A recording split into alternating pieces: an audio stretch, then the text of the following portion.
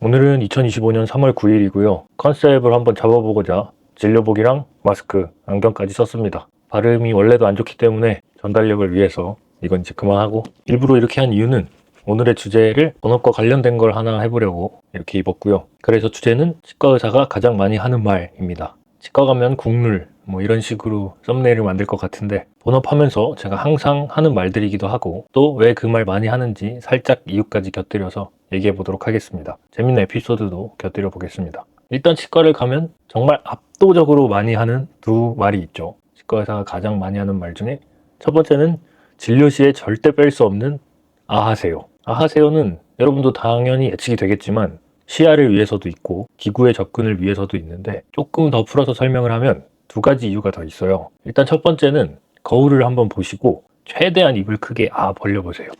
이게 손이 입이라고 치면 최대로 벌린 상태로 거울을 멍하게 보고 있으면 자연스럽게 입이 한 중간 정도까지 닫힐 거예요. 그래서 진료를 받다 보면 벌리는데 완전히 몰입해서 집중을 하고 신경 쓰고 있지 않는 이상 처음 자기가 벌린 입의 크기보다 작아져요. 그 이유는 우리 몸의 많은 근육들이 이완 상태가 기본 상태인데, 씹는 근육, 아래턱을 위턱에 가져다 놓는 근육은 수축 상태가 기본 상태예요. 물론 치아가 서로 닿아 있는 상태에서 추가적인 수축, 등척성 수축을 할 수 있어요. 네가 지금 닿았고 한 번 더 힘을 줘서 꾹 눌러낼 수 있죠. 여기 볼록 튀어나오게. 그렇게 할 수 있지만 벌려져 있는 이완 상태보다는 좁혀져 있는 수축 상태가 기본에 가깝다. 완전히 치아끼리 닿는 건 기본 자세는 아니에요. 치아는 평상시에 서로 떨어져 있는 게 맞는 거고, 그래도 최대한 벌려져 있는 상태는 자연적으로 불편하다. 그게 있고, 두 번째 이유는 비닐봉투 입구를 생각해 보시면 되는데, 이렇게 입을 벌려놨는데 봉투의 입구, 입의 입구는 크기에 한계가 있죠. 근데 치과 의사들이 이제 침 묻는 거를 경계하거나 시야적인 문제로 인해서 주로 거의 대부분의 시간을 치과용 거울, 덴탈 미러를 통해서 뺨을 당겨놔요. 이렇게 뺨과 치아를 분리하는 거죠. 여기를 당겨놓기 때문에 이렇게 벌렸던 입을 옆을 당겨내서 다무는 힘을 계속 주게 돼요. 상상이 되시나요? 비닐봉투 입구 생각해보세요. 그래서 벌렸지만 치과 의사가 뺨을 당기기 때문에 입이 계속 닫히는 거죠. 그래서 이 당기는 힘을 어느 정도는 밀어내면서 하는 걸 유지를 해주면 좋아요. 버티는 거죠. 추가적으로 또 얘기하면, 치아가 하면 상상으로는 앞니부터 뒤에까지 이렇게 닿아 있다가 이렇게 일자로 멀어지는 것처럼 상상하실 수도 있는데, 그렇지 않아요. 캐스터네츠 같이 뒤는 좀 덜 벌어지고 앞이 많이 벌어져요. 어금니끼리는 좀 가까워요. 그런 거에 있어서도 어금니 치료할 때 좀 더 최대한 크게 벌려주는 게 도움이 되기도 하고, 그래서 첫 번째 하세요는 이 정도 설명하면 될 것 같고요. 두 번째, 정말 제가 진짜 하기 싫은 말인데, 양치 열심히 하세요. 양치 꼼꼼히 하세요. 이 말인데요. 양치로 예방할 수 있는 게 너무나 많다는 건 다들 아실 거예요. 일단 음식물이 잘 닦여야 균을 위한 먹이가 없기 때문에 충치든 뭐 잇몸 염증이든 이런 게 잘 안 생기는 거죠. 근데 참 이게 애기들이야 이제 양치를 배워나가는 입장이고 습관이 안 들었으니까 하나하나 설명해주고 타일르고 30초 하지 말고 2분 해, 꼼꼼히 닦아, 이런 얘기를 하겠지만 저보다 어른들 40대 50대 이상 이런 분들이 양치해야 되는 거 모르시지 않잖아요. 그런 분들한테 참 말하기가 어색하고 죄송스럽고 해요. 그렇지만 그래도 해야 하고 자꾸 말을 하게 되죠. 되게 비슷한 얘기로 담배가 또 있어요. 흡연하시는 분들이 한두 번 흡연한 걸로 티가 나진 않지만, 이제 담배를 이제 계속 피워 오신 분들은 입을 벌리면 알 수밖에 없어요. 어떤 쌓여있는 타르 때문일 수도 있고, 혈행이 줄어들거든요.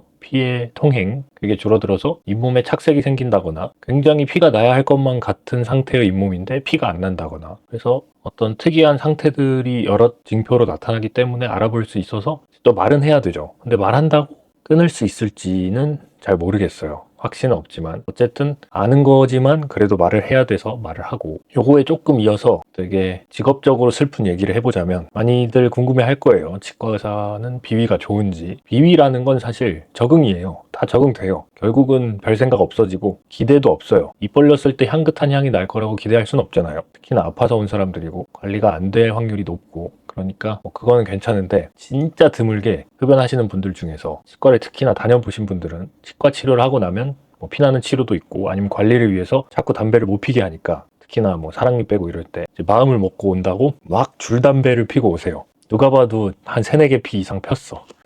냄새가 진동을 해요. 방금 막 피고 들어왔기 때문에. 그 상태로 알을 하면 그건 좀 독하긴 해요. 그 가스가 그대로 막 다 올라오는 거기 때문에 제가 또 비흡연자이기도 하고 그래서 그건 조금 힘들고 또 그런 분들 중에서도 이제 매너를 지킨다고 가글을 한다거나 양치를 덧붙여서 오시는 분들이 있는데 그 냄새가 섞여봤자 어차피 독하긴 해요. 그래서 다른 아주 심각한 구취들보다도 그 줄담배, 그 마음의 결심을 하고 오신 그 상태의 냄새가 저 개인으로는 좀 가장 직업적 슬픔 중 하나인 것 같아요. 굉장히 독하고 물론 티는 안 내지만 어쨌든 그렇고 조금 곁길로 새서 이것도 이제 대화를 시작하는 개문하는 역할로 하는 말인데 환자를 지휘생사 선생님이 앉혀주시면 이동하면서 치과 의사가 보잖아요. 딱 앉아있는 상태로 가서 처음 말을 걸 때 늘 하는 말이 있죠. 어디 아프세요? 어떻게 불편하세요? 뭐 때문이세요? 이런 시작을 해야 하는데 제가 초반에 일 시작한 초반에는 어디 아프세요?를 많이 물어봤어요. 근데 간혹 가다가 환자분들 중에 어디 아프세요? 라는 말을 어려워하고 불편해하시는 분들이 있어요. 어려운 건 어떤 거냐면 지금 입안 아픈 걸 물어보는 건지 전체 다 아픈 그러니까 병력 조사를 하는 건지를 구분하려고 막 생각을 하시는 거죠. 지금 당뇨, 고혈압, 뭐 골다공증 이런 걸 말해야 되는 건지 이 아픈 걸 말해야 되는 건지 헷갈림을 드리는 거죠. 근데 어느 걸 말하셔도 돼요. 다 도움이 되고 정보가 되니까 입안 아픈 거 얘기하셔도 되고 뭐 고혈압 있다, 당뇨 있다, 골다공증 주사 맞았다, 최근에 무릎 수술했다 이런 거 다 얘기하셔도 되고 하나 얘기 안 하셔도 되는 건